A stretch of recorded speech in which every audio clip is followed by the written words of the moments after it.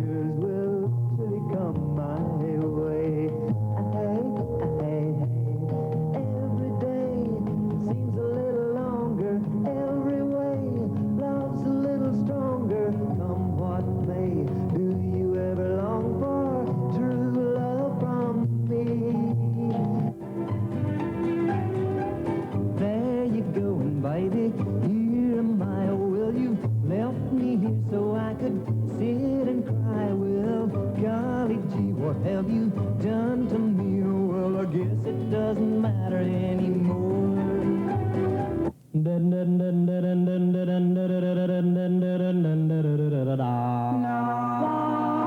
Love you like I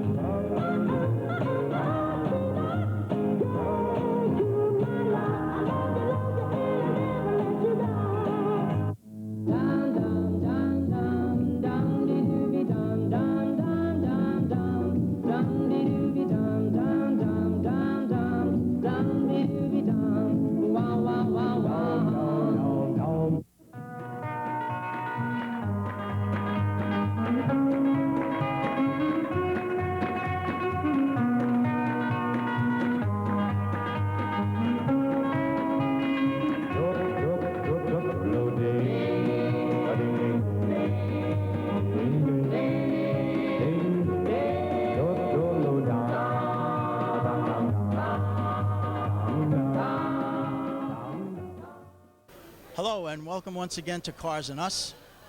Today we're out here on a beautiful Sunday afternoon out in West Babylon, Long Island, out at the Goodyear Tire Place owned by John Carici, who is kind enough to have everybody out here, the space for their cars, and to provide an area for this car show put on by Scott Snizek and George Snizek of the Pacers, and of course Billy Lynch and Dennis Guattoni and all the older guys that get together once a year out here for this annual show.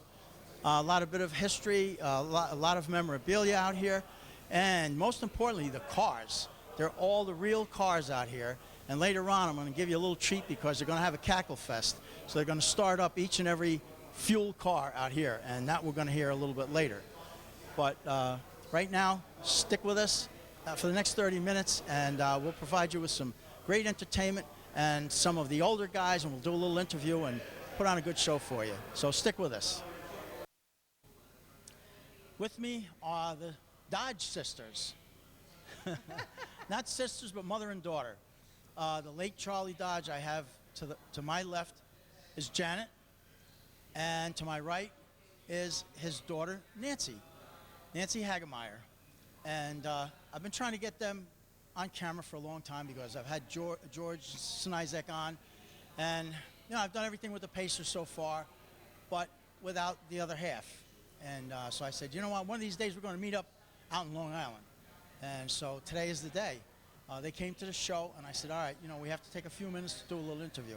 So I want to thank both of you for standing in front of the camera with me. Thank you. And I really appreciate having me. Nancy, we've spoken so much that it's like I knew you anyway, But actually, for the viewers, it's the first time we met. So I guess we'll start off with Janet, because you actually played a major part in the Pacers back in the day. Well, I don't know how major it was, but when I first met Charlie in the 60s, him and George were racing, and I had known nothing about racing. Got into one of his trucks, on the pickup truck, on the first date, and he took it immediately to like 120 miles an hour. So we went to the racetrack, saw what it was all about, a lot of smoke and dust, and everybody was having just a great time. Heard the crowd and the engines, and it was something completely different from what I had ever experienced. So I saw people like Artie Wiener, Gartlett, what was her name, Shirley Muldowney. Right. And I was not interested in getting in the cars. I was just pretty much looking to be a spectator. But Charlie thought it was important I take more of a part. So he gave me a notebook. I would keep track of the So heat. you did all the statistics. I took care of the statistics. Right. I was in the push car, did a lot of video shots, watched them for when they went from gas to fuel, Right. when they went from without parachutes to parachutes, eighth of a mile, quarter of a mile, and watched a lot of different changes in the car. But it wasn't what happened on the track as when we got home. It was also what happened after we went to the track. Such as? Well, first of all, we'd celebrate because the relief of the day was over. And we go to some great restaurant where we'd have root beer, and all the other race enthusiasts were there. So we'd just clown around and have a great time, camaraderie. But then when they got home, Charlie and George would sit down and they talk about, George would say how it felt on the top end and Right. on the Right. on the bottom end, and how it felt coming off, and they tear the cars apart every week. So we go to Pace's Auto, and there was the car in all pieces. And I believe, Charlie, what did your father say? It's the race is won In the garage, yeah. He would always say the race was won in the garage before it ever even hit the track, and he would analyze everything. He would look at the videos. He would have everything that my mother would keep track of. You know, she would write up. Sorry, she would write up any notations that he wanted her to document. She was constantly keeping track of. But the videos, he would analyze that as well. So you actually kept records of like the air density, to change pills and stuff like that. At each and every time you went to a track, and you checked the air density level and all that type of stuff. So you kept all those documents were priceless. right, the temperature of the track, Sure. and then we'd have extra tires there, how Right. much rubber it left on the ground, and Right. how the motor sounded, and just basically, And then they had the powder puff derbies, and I was going to ask you about that, but go ahead. well, guys would come up to me and say, "You want to drive my car? You want to drive my car?" Well, I didn't want to drive their car, but a lot of girls got into cars, and they enjoyed doing it. Parents around. Right. To do that. Well, you know what? The cars were safe. The Pacers car was always a standout car. I mean, I have footage of that at Dover Drag Strip. That was my home track. Okay. And I have footage of that car. The car was a really, really classy car. The guys always looked, the pit crew, everybody, all looked top shelf. They did. All professional. White You know, uniforms. yeah.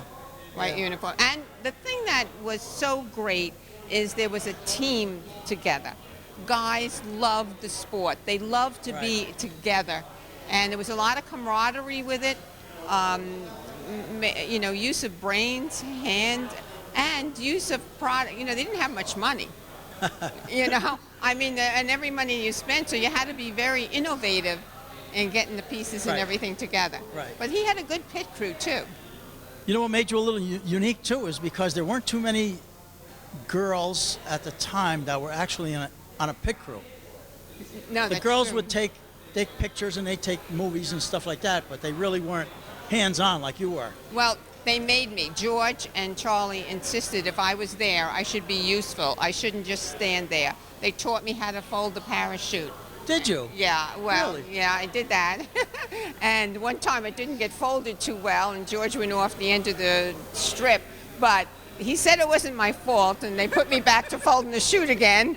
So, I mean, they put up with a lot to have me part of that, too. Well, they obviously trusted you. I mean, were you married to Charlie at the time? Well, we met in April, and we got married in October, and then I was there. Yes, I was married at the time with him all through the 60s, yes. So basically, you started with him when he was really heavily involved. He was racing in the... He raced before. Way Right, I know before. that. George had his accident, Right. already, Right. and I came in after that. Okay. Yeah, it was good. So, Nance, we left you out. No, it's okay. I love listening to it. You want to just hear the reminiscent part Yeah, of it, I right? do. I've been walking around all day listening to little But stories. nowadays, you're doing your own thing as far as Yeah. maintaining your dad's memory. Yep. And when the kids were born, I couldn't readily go out into the track and be part of the pit crew like I was Right. before. But all the other wives that their husbands were racing, we'd get together and we'd have big picnics, and, fry the chicken, make the sandwich, the big hero sandwiches, the Kool-Aid. You're talking about at the track. At the track, we would drag all our kids, all the wives, and we'd sit on the spectator side, put blankets up over the fence, and so the kids would have a shady place, and a bunch of, cream for the sun, and we would spend the whole day there, all us women. I'm sorry I missed that. Yes, Because I would have loved that cooking back then. Oh you know? my gosh, we were just great, all rooting. And you know what? Even though some of our husbands were competing with each other, it was just the fun of it all. Right. It was a Yeah. different era. It was a different Yeah. time, a different era, different people. Everybody helped one another. They did. You know? They did. And Yeah. even though they competed against one another, they still helped it out. If you broke something, you went over it. Hey, Ralph, I need this or I need that. you know. Right. It was nothing, taking somebody else's. If somebody else couldn't finish because they broke maybe the axle or something, they Right. went over and they tore their car apart Yeah. to get the parts out Yeah. of the engine. Yep. That's the Yeah. way it was. Yeah. Now you were only a baby, right? You were what, a couple of years old Yeah. How old? Oh, geez. back in the day? I was in 63. I don't know. A couple So years. what do you remember? What I remember. The reason I'm asking is because I want you to tell me, some things that you really that stayed in your mind. Well, like I said, camping out by the fence, having the awning made. I mean, I can remember wandering around, waiting for everything to happen. Do you remember the any preparations. specific tracks? No. No. Janet, do you? Any? Well, we went to Middletown, New Jersey. No, No. not Middletown. No, it's not Middletown? What was it? No. I don't know. Where are you talking? Oh, I thought we went to New Jersey. You're talking about Englishtown. Englishtown, Yeah. right, okay. And then you went Islip. And then you went to Islip was the eighth of a mile. That's out here in the Long Island. Right. They And then also you did went to- you went Roosevelt to Field. They Roosevelt did, Field, yeah. And which That was very short-lived. Yeah, that was very Right. short. And then you went to Great Meadows. Right, Great Meadows. Right, out in Jersey. Right, that was All a right. biggie. And, And you then we went to- down. You went to Merrill. Atco. You Yes. went to Cecil County. You know. You got to understand it. After a while, it became a blur. I had 3 kids or I was pregnant, But did you like to travel? I mean, did you really, did you enjoy? I mean, because you had to meet a lot of people. Oh, well, I did. Most of the guys were more social than I was. I was pretty much with the women, and Right. Well, after a that's while, okay, yeah. I stayed with the pit crew and didn't, Yeah. run around a whole bunch. But they were more social than I was. But it was a lot of fun traveling around. It was. It You was know, I mean, amazing. going to different tracks, and some were raunchy and some were real good. Yeah, And that was, yeah. Oh, I remember going to one track. I think it was maybe in Maryland. Is it went down in Maryland? Well, there's several. Cecil County Capital Raceway. Trying to think of where else in Maryland.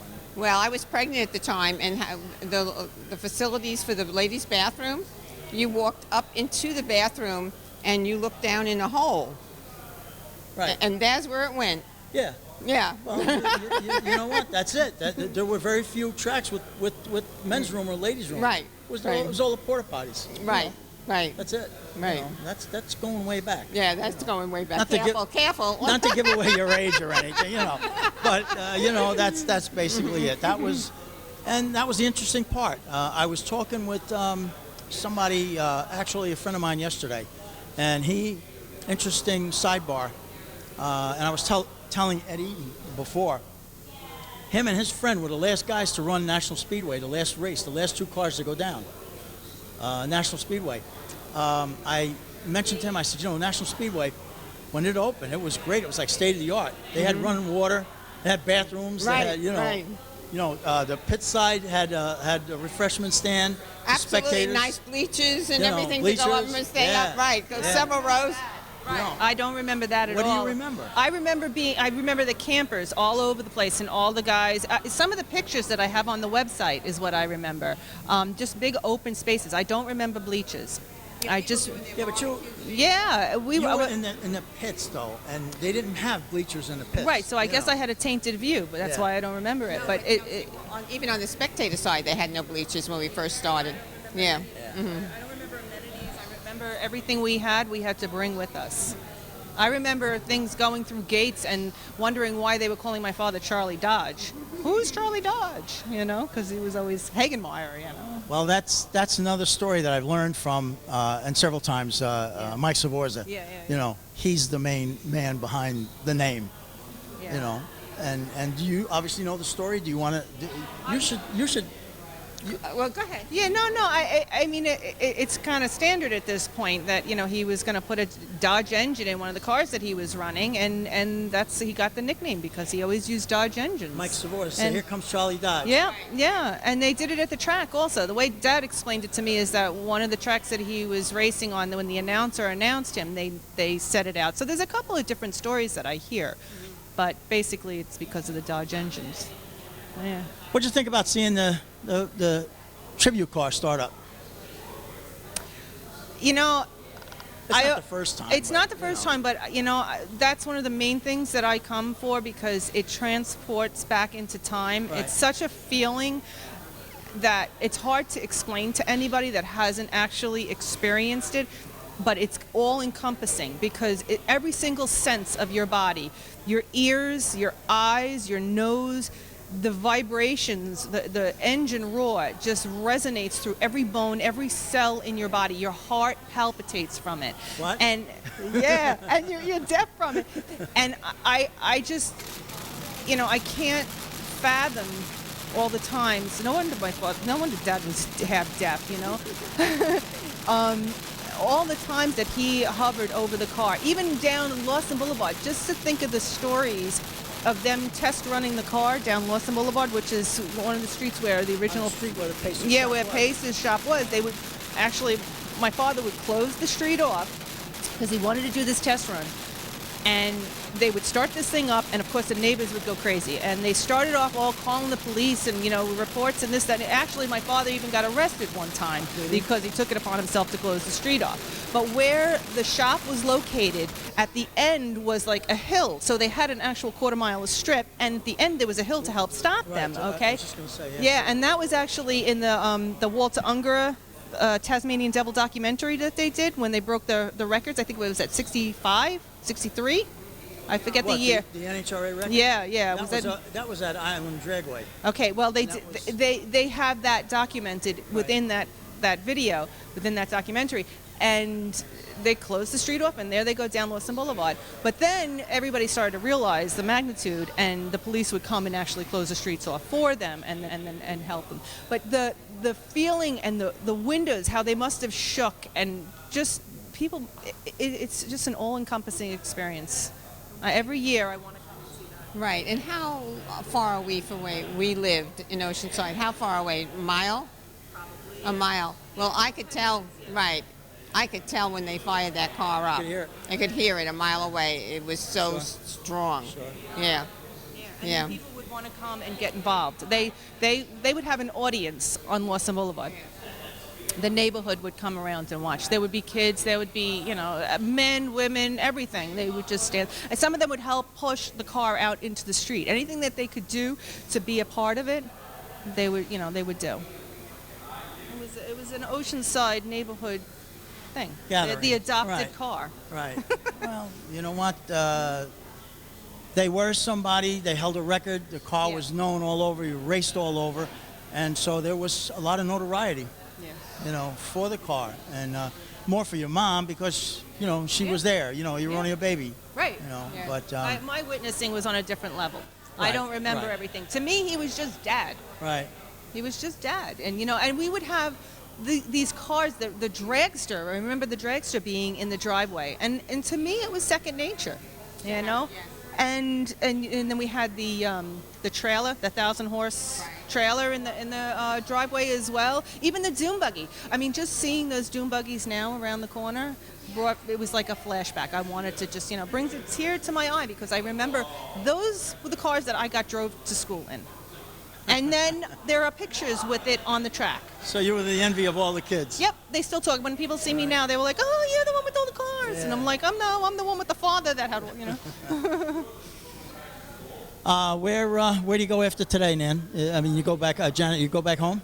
No, I'm going over to her sister's house, Lisa. And I mean, how long are you up here for? Oh, until the 4th.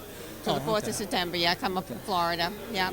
Good. So I just happened to come up right now. You know what? I'm glad. I mean, this is a piece of history. This is part of the preservation. This Nancy can take with her and, you know, Right. put it to her own use. And I think it's valuable, you know. And, Right. And I'm glad that I got the opportunity to meet both of you and Thank and you. just you know, have a little It was a conversation. pleasure. It was a pleasure. And all mine, all mine. Thank you. So I guess we'll have to wait till next year. Okay. How's that? Well, maybe sooner. All right. Okay. Nancy, thanks so much. Okay. What would a show out in Long Island be without one of the pioneers, Mike Sfvorsa? Mike has been around, and I'm gonna let him tell the story. Mike has been around from the early days of drag racing, and he was at the first NHRA event, and that's what we're going to talk about. So, Mike, welcome to Cars and Us. It's always a pleasure to see you out here. Same here. And listen, we haven't seen you in 2 years, but everything okay on your end? What's new in your life I'm all these right. days? A little trouble with my wife right now, you know, but I'm still active yet. You look terrific. I mean, I'm not going to give away your age, but you know what? Let people guess about it. But you know what? You do go back a long way. As I said, you're a true pioneer. Yeah, I was back in the 40s with it. Well, that gives it up a little bit. But you know what I did want to ask you about, so the viewers know. Tell me about the experience, the first NHRA drag race event In Great Bend. out in Great in Bend, Kansas. Right. Well, it was Now a tell us what car you were running and we had a what class. 1932 Ford with the Chrysler Hemi. At that time, it was a pretty known car, the Pride of the East. It was in many of the magazines. In fact, I just finished making the 4-car manifold for this Hemi. And part of the way we drove it. Towed and drove. Really? And when we got there, the people there was great. They welcomed us. The Chrysler dealer came over to us. They gave us a spot. No and kidding.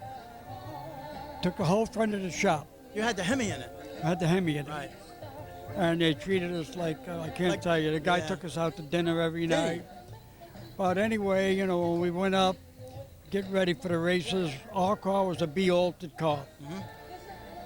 When we approached up, the guys up there says, you're not a B-altered, you're an A-altered. And at that time, Wally Parks was a big man then. He was up at Allentown, Pennsylvania, changed the classes up there, which was at least 3 years ago. We used to be a C-altered, he made us a B-altered. Plus he changed the track from one end to the other, which is okay. We had a big thing about the class change. I got a hold of Wally Parks, and really Wally Parks really didn't do too much for me. Right.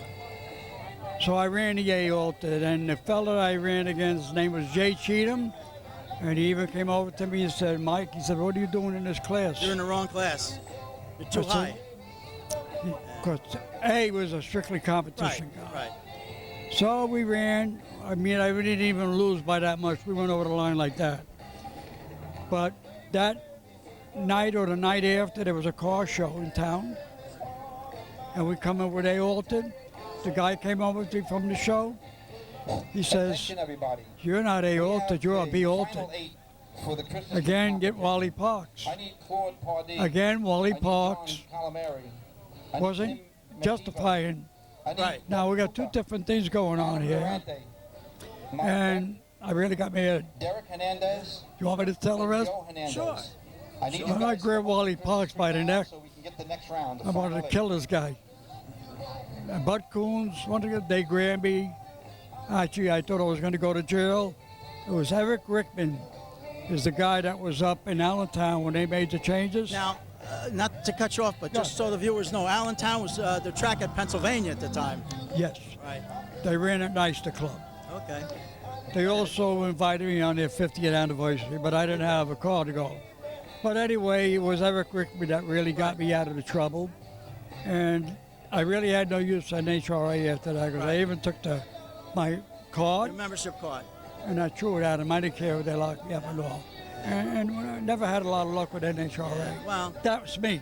you know, well, it hasn't changed much, over the years. You can I'm a New speak- York guy, Right, and right. No, but now that year, I don't think you mentioned the year. That was 1955. Right. In fact, when we got there, the car was dirty, muddy, and they have places for you to wash the car. Right. And as the car started to get clean, the guys from California said, "Hey, we never seen that car around." And the other guy says, "Man," he says, "you didn't see that. That car's from New York." "Nah, that car ain't from New York." He says, "That's that car, the Pride of the East." And then we got a real car. We had a lot of guys around. The guys are pretty good. But I seen all the big guys there. Well, the other thing is what the viewers don't know is that you're a real, true craftsman. You build everything from scratch. You build Yeah. everything on your own. There's a story I want you to make mention of, too, about Don Gartlitz. You made something. I don't remember the exact Well, story, he's but got you one made of- something, and he wanted to take it from you, or he wanted to buy it from you, or something. No, John Garlitz, he wanted to know, but he has one of my cars in his museum. Oh, does he? Yeah, he has one of my Drexes Oh, I didn't there. know that. And he wanted to know about the aluminum body. And he said, "Do you use an English wheel?" I said, "No, Don, that was a flat old 63 wall." I said, "That's all done by hand." I says, "I made up the whole frame white, and I pounded it out, and the Vicks and valve, hammer and slapper, and I slapped it out. And it also was welded. It wasn't TIG, acetylene and oxygen." He called me back about 3 days later. He said, "You know what? I looked at that." He said, "Wow, Mike." He says, "You really pounded that?" I said, "Yeah, Don." I said, "That's all done by hand. No English wheel, nothing like that." Right. And Don called me up a couple of times. He bought my motor. Oh, he did? And he says to me, I gave him a complete bell housing. It was a triple slipper. He said, "What's the plate?" That's how I adjust my clutch. Right. He said, "What do you mean?" I says, "I can adjust the pressures." And he said, "Well, who's the bell housing?" I says, "It's a Donovan, but I reworked it." Right. Hey, well, how do you know? I says, "Every spring, every so amount of so many pounds of tension." Really? I see we run approximately start off 600-pound clutch. Right. And if it's too slippery, we back off. And he was impressed by that. But I was happy the way he did the car. Come out pretty nice, That's good. Not exactly the way, So if anybody goes there, what car are they going to look for I from need Mike Sfvorsa? Hernandez. The name of the car is the Patrician. My name's on it, Mike Sfvorsa. Christmas tree. Still keeps it in a nice spot. He's got a nice write-up on the car. He sent me a whole load of pictures how he did it, him and the son-in-law. When I was at Great Bend, Kansas, there's a guy taking pictures No kidding. of my manifold. Sure. I asked Eric Rickman, "Who is that?" He says, I don't know, Mike. Next year, we ain't had my manifold. Don Garlitz was the first guy to buy it. And I told Don, "That's my manifold." Yeah. I showed Don the pictures of the manifold that I made on the 32. Right. He says, "Yeah, it's." I said, "Dude, yours is the casting that had the padding. Mine was all real metal." Yeah. And he was impressed, So, Yeah, and for him to get impressed is saying something, Mike. Well, Well- you know what? We could talk all day. I know that you have to go, and you have an appointment, and so I just want to catch you before you left. Dennis, I really appreciate having Dennis, you I on, appreciate Mike. it, You know what? You're just a wealth of information. I could stand here and listen to you all day. I could stand here and tell you stories all I know day. you could. But you know what? We'll keep some of them for the next time. We'll all do right? that. Meantime, Dennis, thanks so much. All right. all right, thank you, Be well, Dennis. Mike. Right, take it easy now.